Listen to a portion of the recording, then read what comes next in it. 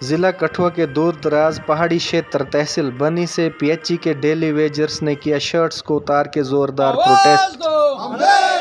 आवाज दो, हम एक हैं। पीएचई एसोसिएशन बनी जिंदाबाद, पीएचई एसोसिएशन बनी जिंदाबाद। आवाज दो, हम एक हैं। हिंदुस्तान जो आज़ाद है, मगर आज़ादी किस बात की? घर में परिवार फाके मर रहा है तो आज़ादी का हम नारा लगा रहे हैं। जे मुझे पसंद नहीं है नारा हम हिंदुस्तान का ही लगाएंगे। हिंदुस्तान के शहरी हैं, मगर हमें हक भी हिंदुस्तान में अपना मिलना चाहिए।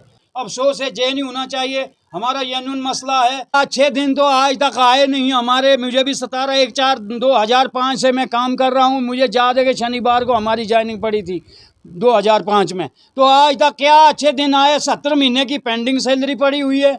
क्या अच्छे दिन आए हैं? कर्जा हमारे पे 2-3 लाख रुपया चढ़ गया है। हम तो ऐसे ही घसीटे जा रहे हैं फ्री ऑफ कास्ट। बीजेपी सरकार लखनपुर के बाहर लाल लाल लहराएगा, इनकलाब आएगा। बीजेपी सरकार मुर्दाबाद, एलजी एडमिनिस्ट्रेशन मुर्दाबाद। देखिए, ये गवर्नमेंट ऐसी है, इससे पहले भी सरकारें थी। जब हमारी तनख्वाह इंक्रीज होती थी 500 से 2100 हुआ, 37 या कुछ भी हुआ, तो पिछला बकाया जो होता है हमारा बिल्कुल दे दिया जाता था। लेकिन 2014 में ये सरकार आई, प्रधानमंत्री ने खुद बोला कि हमारी गवर्नमेंट आएगी तो आपको परमानेंट करेंगे। उस वक्त हम धोखे में आ गए और हमने इनको वोट दिए, सपोर्ट किया, सब कुछ किया। लेकिन इनके राज में हमें तो परमानेंट नहीं किया जा रहा है। लेकिन हर छोटे मुलाजम को, जैसे आंगनबाड़ी वर्कर, आशा वर्कर, रेवरे खेल, रेवरे जायद, GRS, सबको घसीटा जा रहा है। किसी को 6 महीने के बाद तनख्वाह मिलती है, किसी को 225 रुपये दिहाड़ी मिलती है, किसी को 2500 रुपया महीना मिलता है। क्या सोचती है ये गवर्नमेंट? पीएचई डेली वेजर्स एक बार फिर से सड़क पे आ चुके हैं और ज़ोरदार प्रोटेस्ट कर रहे हैं। जो भी इनका टेनवर है, करियर का मसला है, और इतनी दुर्दशा हो चुकी है कि बार बार इन गरीब लोगों को सड़कों पे आना पड़ रहा है और सरकार टस से मस नहीं हो रही है। इन गरीब लोगों की समस्या का समाधान फौरी तौर पर किया जाए और आने वाले इलेक्शन के लिए भरोसा बनाए। नहीं तो यही हाल रहा तो 50 पार की बात कर रहे हैं। कहीं इन गरीब लोगों की बदवा की वजह से, और मेजॉरिटी ऑफ द पीपल जो हैं गरीब लोग हैं, 5 बार भी करना मुश्किल हो जाए भाजपा के लिए। और इन गरीबों का कोई भी पुरसाने हाल नहीं पूछ रहा है। क्या इनका रोष है, इनसे ही जानते हैं हम। आवाज दो, हम एक हैं। आवाज दो, हम एक हैं। पीएचई एसोसिएशन बनी जिंदाबाद, पीएचई एसोसिएशन बनी जिंदाबाद। आवाज दो, हम एक हैं। प्रेसिडेंट है हमारे साथ रणबीर मन्हास जी, जो कई बार आवाज़ उठाते हैं, लेकिन बड़ा अनफॉर्चुनेट है, दुर्भाग्य के कोई भी आवाज़ सुनने के लिए तैयार नहीं है। इतनी दुर्दशा है इन गरीब लोगों। हिंदुस्तान जिंदाबाद, मैं प्रेसिडेंट रणबीर सिंह मन्हास, तहसील बनी। आज़ादी किस बात की है? आज़ाद हिंदुस्तान तो है, ये मानता हूँ मैं कि हमारा हिंदुस्तान जो आज़ाद है और हर वर्ल्ड में फेमस है। मगर आज़ादी किस बात की? घर में परिवार फाके मर रहा है तो आज़ादी का हम नारा लगा रहे हैं। जे मुझे पसंद नहीं है नारा हम हिंदुस्तान का ही लगाएंगे। हिंदुस्तान के शहरी हैं, मगर हमें हक भी हिंदुस्तान में अपना मिलना चाहिए। हम हर बार प्रोटेस्ट करते हैं, प्रोटेस्ट उठा लिया। मैं उनको भी आगाह कर देना चाहता हूं कि बार बार हमें मत बुलाइए। अगर प्रोटेस्ट करना है तो लगातार रखिए, नहीं तो किसी को आने की यहाँ ज़रूरत नहीं है। अब जे आज करेंगे, कल उठाएंगे, फिर हफ्ते के अंदर करेंगे। जे जब तक ये फैसला नहीं होता है, ये जारी रहना चाहिए प्रोटेस्ट। ये काम छोड़ हड़ताल जारी रहनी चाहिए और इसमें जो भी मसला हमारे हक में होता है तो फिर प्रोटेस्ट को उठाना चाहिए। कि डॉक्टर जितेंद्र सिंह आए हुए थे तो आपने उनके समक्ष क्यों नहीं है एक जेन्युइन मुद्दा उठाया? हमने मीटिंग की, यहाँ के जितने भी डेली बेजर भाई मेरे, जितने भी अपनी यूनाइटेड फ्रंट है, हमने मीटिंग की तो इन्होंने कहा कि उनको एक हम मेमोरेंडम क्यों ना सौंपें। तो मैं मेमोरेंडम बनाया, 2-4 सरपंचों ने भी वहाँ पे साइन किए, DDC के पास भी गए थे।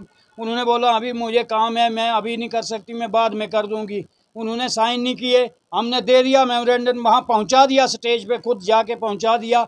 मुझे इस बात का बहुत अफसोस है कि इनको जो फ्री मुलाजिम मिले हैं।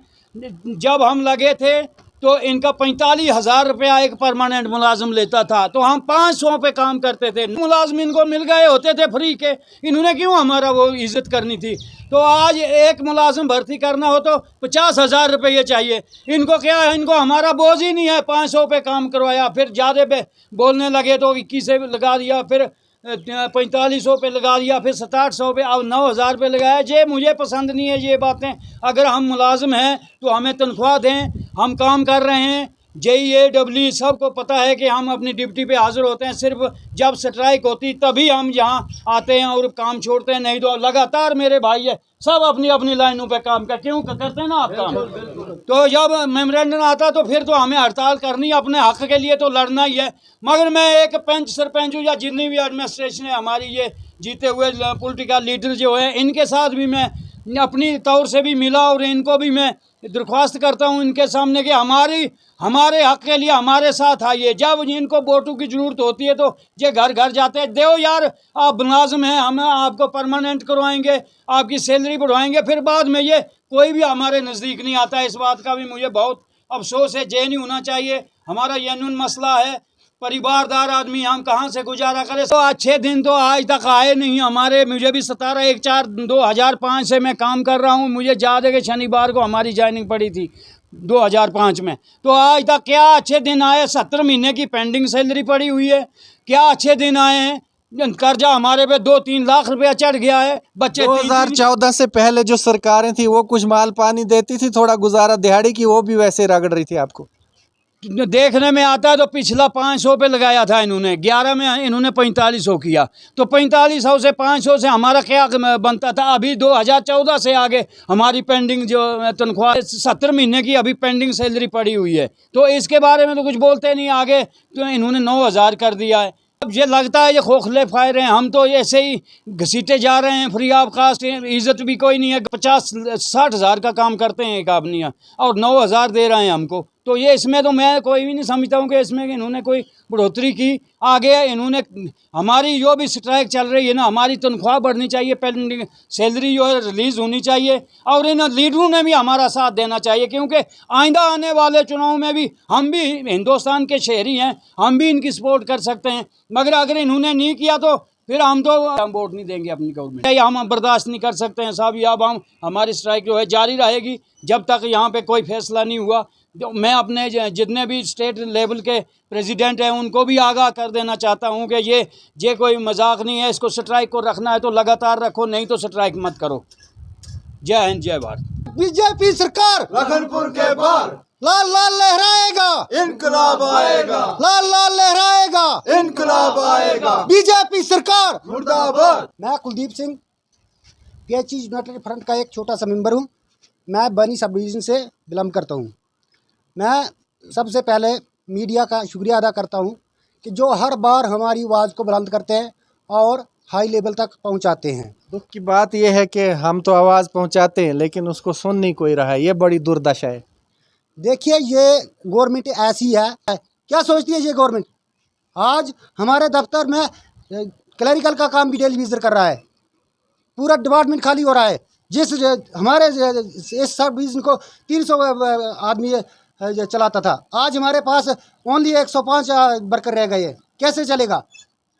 इस गवर्नमेंट को मैं इतना सुना देना चाहता हूँ कि आप इतने इतने बड़े प्लान ठोक देते हैं।